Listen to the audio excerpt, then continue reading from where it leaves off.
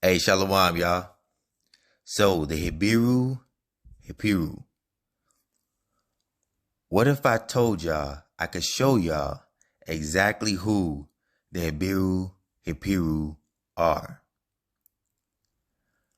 First, showing you that they are identified and they are the Hebrews, and then showing you how they're depicted on the walls of Egypt.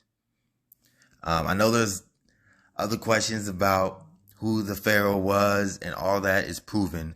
But I want to hone in on who the Apiru and the Apiru are, identifying them as the Hebrews, and showing them depicted on the walls, and also matching the dates as well.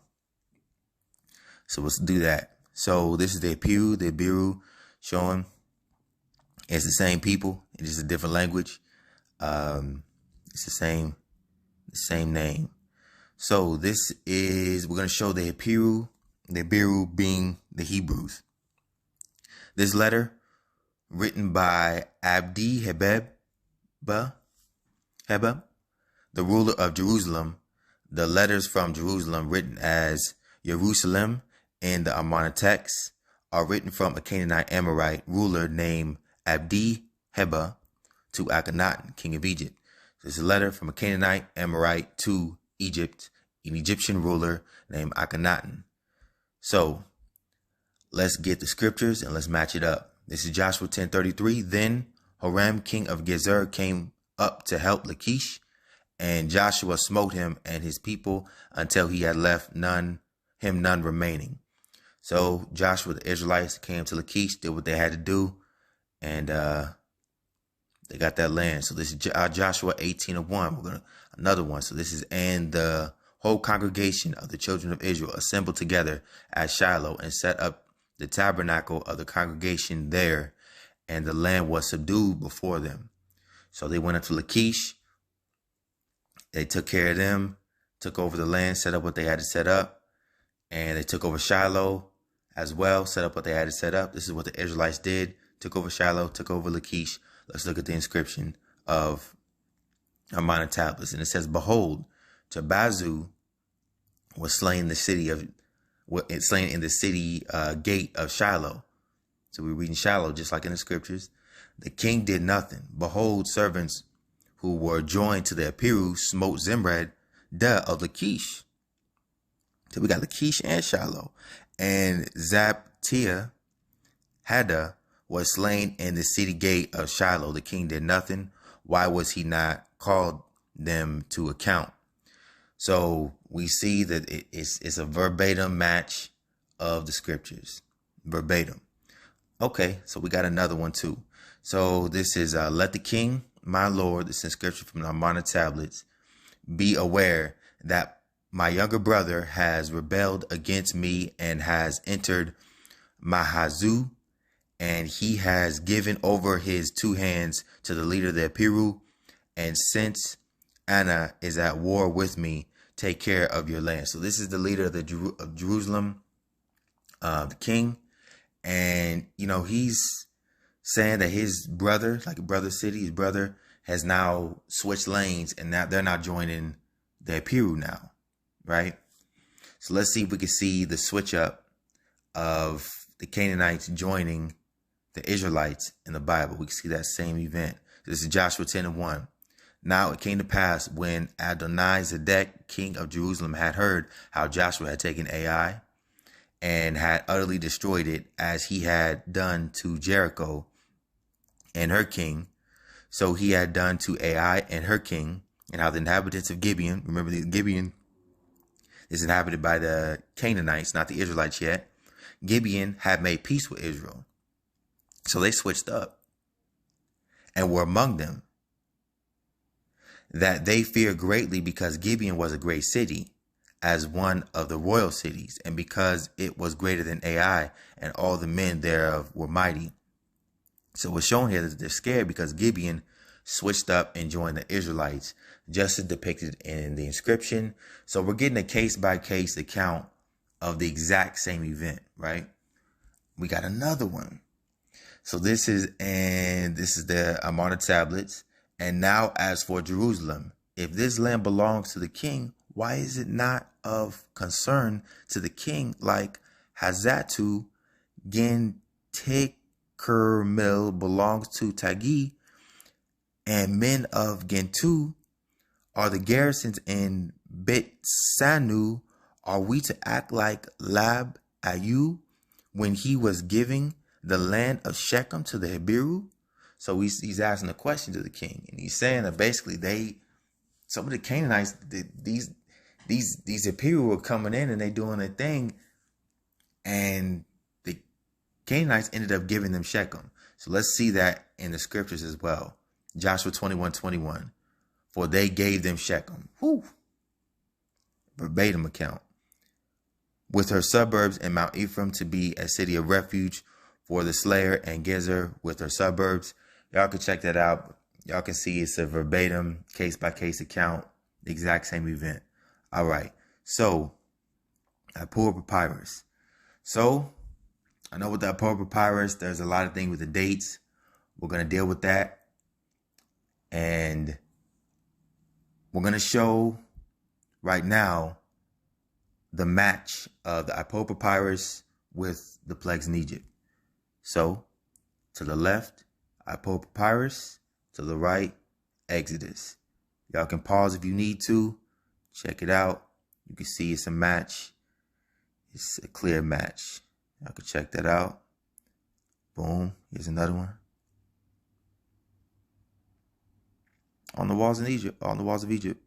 Yeah. Okay. Now, I also want to read this from the Apiru Papyrus to show that it was slaves that were rising up, and that it wasn't an invasion. It was slaves rising up, just as the same with the Exodus slaves, the same account, right? So this, indeed the poor men, this is an inscription in Egypt, indeed poor men become owners of wealth, and he who could not make sandals for himself is now possessor of riches. Indeed men slaves and magistrates are sad. Magistrates do not fraternize with their people. When they shout, indeed, hearts are violent, pestilence is throughout the land, blood is everywhere, death is not lacking in the mummy. What's going on to talk about that. Okay. Etc., etc. Okay, so this is the Apiru Papyrus. I just want to show that was a slave usurping. There's Apiru Papyrus, and as you can see, the dates is just real broad. We got 1064 BC as being the most recent.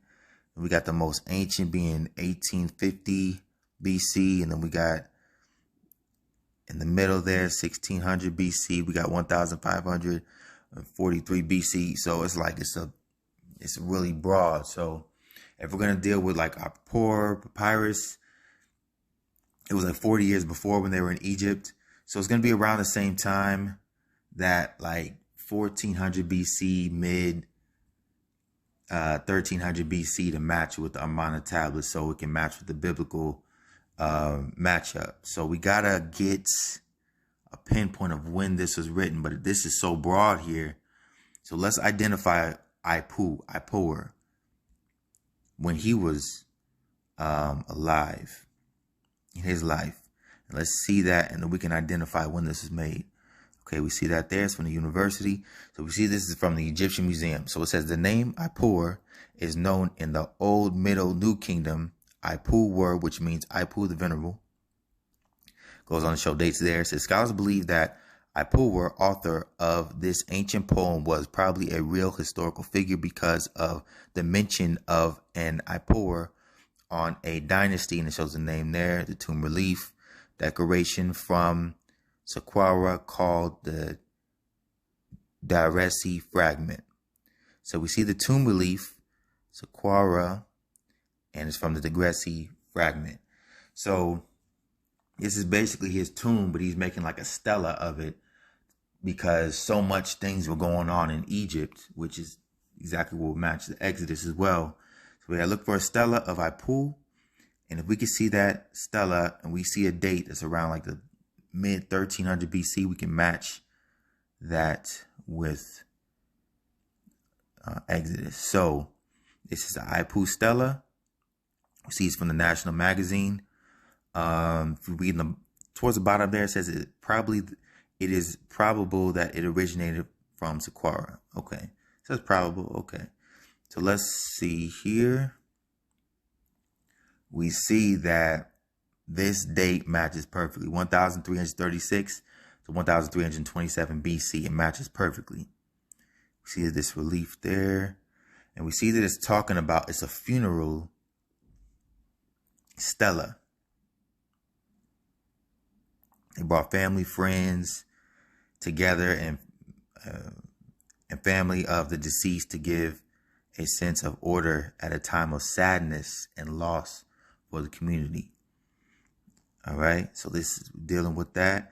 So we have the dates there, and then it says other rare instances of funerary scenes depicted on the stelas can be seen in Figure 2 from the 22nd dynasty, 943, 746 BC. So we see that this is a very rare thing, and it says it's rare. So nothing like that in this time was ever done. So we see that it matches that perfectly, because 943 is way later. For any of the dates, it's way later. So the dates, y'all, match perfectly. With the Marna tablets, with the plagues of Egypt, we matched it up. We went through it. It matches perfectly. So now, who are the Habiru? So let's deal with it. So these guys right here. A lot of people would say these are the Apiru, these are the Hiskos, things like that. Okay. So as far as these being the Apiru, there's no inscription that states these are Apiru. We're going to deal with some scholarship. Just because we see somebody entering in Egypt doesn't mean they're Hebrews.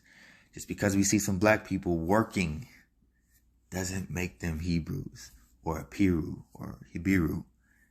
It doesn't. So we're going to deal with scholarship, and we're going to deal with inscriptions. And we're going to see pinpoint who they are. All right. So this is the architecture of imperialism, military bases, and the evolution of foreign policies in Egypt's new kingdom. Okay. So in here it says of war for manpower, the tomb of Puyumri showcases a scene of winemaking that is captioned. So this is the inscription right here. It says, the straining of wine by the Apiru. So if we could just find this tomb of Puyumri, we could see what's going on in that tomb. We can see the Apiru because it's inscribed that it's them. So let's just get the details of what's going on here. Okay, so this is the Orientella Sukena Volume 1. Details there. Still went to the Department of Linguistics. You know, see the university, all that. So it says in here, it says the Theban tomb Puyumri, number 39. There is a scene depicting 4 men working at the wine press. So the tomb Puyumri is where the Apiru are. So we're looking for 4 men, and they're working at the wine press. So that matches the description. We got the place. We have what they're doing. We're looking for 4 men kind of walking on grapes, because that's the way they did it. Okay, now we need the tomb number. Okay, so this is Egypt, trunk of the tree. Let's get the tomb number. So it says the first Egyptian reference to the Apiru seems to be a tomb mural of Puyumri, and we got the tomb number TT39. Pharaoh Hatshepsut, 1473-1453 BC, architect and latter a high priest of Amun-Re, depicts Apiru straining out wine. So we see here it's TT39. There we go, TT39. So we're at the right place. The location. This is where the inscription is. So looking for 4 people kind of walking like they're walking on grapes. And that is the Apiru by inscription. So, okay, boom, boom. We see these hieroglyphics.